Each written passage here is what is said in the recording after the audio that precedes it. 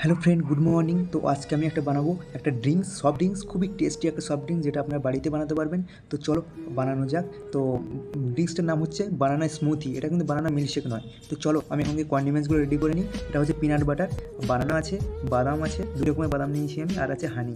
ঠিক আছে, আপনি এখানে মিল্ক অ্যাড করবেন। আমি মিল্কটা সাইডে রেখেছি। আর এবার এখানে ব্লেন্ড নিয়ে নিয়েছি, একটা ব্লেন্ডের ভিতরে আমি বানানাগুলো অ্যাড করেছি, বাদাম অ্যাড করে দিচ্ছি। ঠিক আছে, সব কিছু অ্যাড করার পর এবার এর ভিতরে আমি পিনাট বাটার আমি আগে থেকে দিয়ে রেখে দিয়েছি। পিনাট বাটার দিকে বিশাল টেস্টি হয়। পিনাট বাটারটা আপনার বাড়িতে আছে, হয়তো সবার বাড়িতে থাকে। তো আমি হানি অ্যাড করছি। আপনি চাইলে হানি সবার ঘরে থাকে না, তো আপনি চাইলে কিন্তু এখানে আপনি চিনি অ্যাড করতে পারেন বা সুগার সিরাপ। তো এবার আমি দিয়ে দিচ্ছি মিল্ক। মিল্ক অ্যাড করে খুবই টেস্টি হবে, কিন্তু এটা মারাত্মক টেস্টি হবে।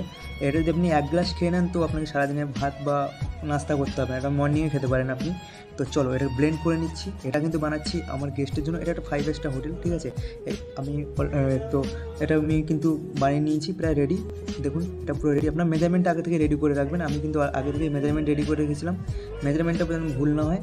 দেখুন আমি অলরেডি বানিয়ে নিয়েছি, মালটা পুরো রেডি হয়ে গেছে। তো কেমন লাগলো, এবার আমি একটু গার্নিশ করব। পুরোপুরি গার্নিশিং রেডি হয়ে গেছে এবার। তো থ্যাংক ইউ লাস্ট পর্যন্ত দেখার জন্য।